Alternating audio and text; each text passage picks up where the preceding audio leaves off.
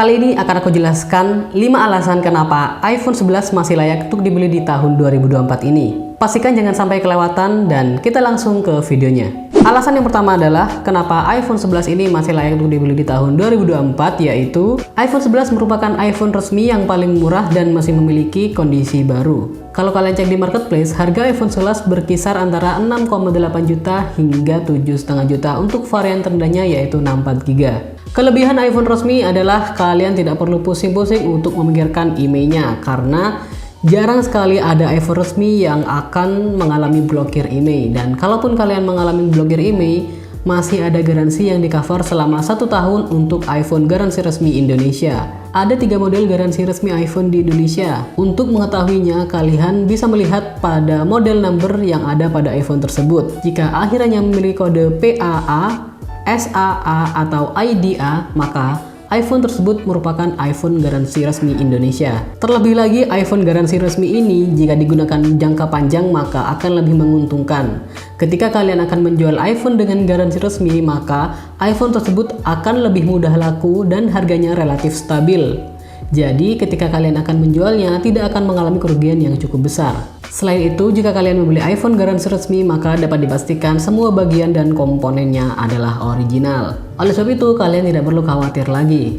Alasan yang kedua yaitu desain iPhone 11 ini masih bagus. Meskipun desain itu adalah selera masing-masing, tapi iPhone 11 ini sudah memiliki layar full dengan ukuran 6,1 inch tanpa ada tombol home di bagian bawah atau poni di bagian atas. Dengan layar yang lebih lega ini, kita dapat lebih puas untuk menonton, bermain game, dan digunakan untuk kegiatan sehari-hari. Meskipun iPhone 11 ini masih menggunakan layar IPS, tapi kualitas gambarnya menurutku masih sangat bagus. Bagian framenya menggunakan aluminium, sedangkan di bagian belakang sudah menggunakan lapisan kaca. Dengan layar yang lebih luas, kita bisa lebih leluasa untuk bermain game, menonton TV, menggunakan sosmed, dan juga keperluan lainnya. Jadi secara keseluruhan, desain iPhone 11 ini masih sangat oke untuk di tahun 2024 ini. Yang ketiga adalah hasil kameranya masih sangat bagus untuk digunakan di tahun ini. iPhone 11 sudah menggunakan konfigurasi kamera boba yang sama seperti masa kini, hanya saja posisinya masih berada sejajar.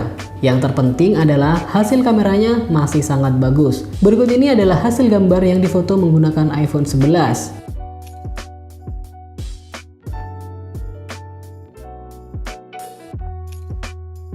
Sedangkan hasil videonya adalah yang kalian tonton dari tadi.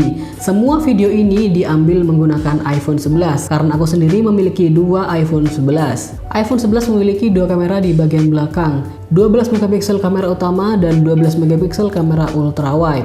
Kamera ultrawide ini biasanya lebih sering dikenal dengan kamera 0,5. Jadi kita bisa mengambil video atau gambar jadi lebih luas lagi. Untuk kedua hasilnya masih sama-sama bagus karena memiliki resolusi yang sama yaitu 12 megapiksel. Untuk kamera selfie-nya sendiri memiliki resolusi yang sama yaitu 12 megapiksel sehingga pengambilan gambarnya juga masih sangat oke. Berikut ini adalah contoh hasil dari perekaman kamera depan iPhone 11. Ya halo guys, ini ada perekaman kamera depan menggunakan iPhone 11 dengan resolusi HD 60 fps.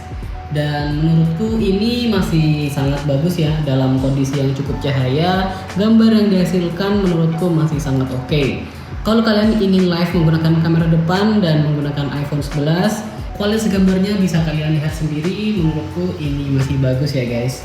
Dan untuk suaranya, ini adalah suara yang dihasilkan oleh mic dari iPhone 11 ini guys. Jadi menurut kalian gimana hasil dari kamera iPhone 11? Coba ngobrol di komen.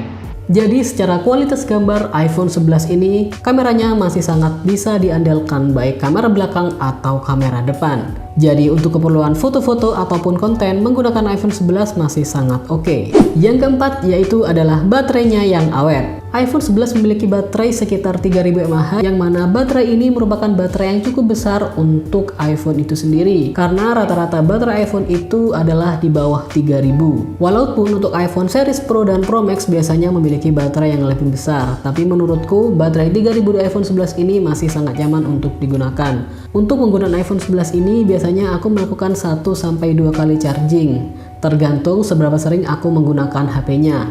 Jika aku menggunakannya untuk keperluan konten dan juga bermain game, biasanya maksimal dalam satu hari melakukan 2 kali charging. Tapi kalau untuk kebutuhan normal seperti chatting ataupun sosmed, satu hari hanya melakukan 1 kali charging. Jadi kalau orang-orang bilang iPhone itu boros, mungkin ada dua kemungkinan. Yang pertama, dia beli dalam kondisi second yang baterai health-nya sudah sangat menurun, ataupun dia membeli iPhone Inter yang baterainya itu terkadang sudah KW. Tapi kalau kalian membeli iPhone dalam kondisi baru, saya jamin baterainya cukup awet untuk digunakan ke dalam kondisi sehari-hari. Dan yang terakhir adalah performanya untuk bermain game. Menurutku iPhone 11 ini masih oke digunakan untuk bermain game.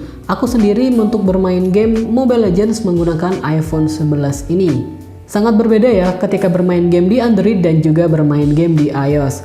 Ketika bermain game di iOS, delay-nya itu sangat minim sehingga gerakan kita di dalam game menjadi lebih responsif. Jarang sekali terjadi lag ataupun freeze frame kecuali internet sedang gangguan. Untuk iPhone 11 ini settingan high di Mobile Legends masih cukup oke dan juga untuk suhunya masih relatif dingin. Biasanya sekali bermain sekitar 15-20 menit baterainya berkurang 5-7%. Ping yang didapatkan sekitar 10-20 tergantung kondisi internet kita juga. Kalau kalian mau nonton videonya lebih lanjut tentang penggunaan iPhone 11 untuk bermain Mobile Legends, kalian bisa klik link yang ada di atas ini.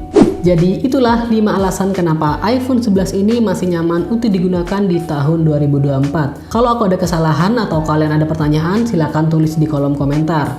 Kalau kalian ada saran lain iPhone apa yang mau dibahas, tulis juga di kolom komentar. Sekian dulu video ini, semoga kalian suka dan sampai jumpa di video yang selanjutnya.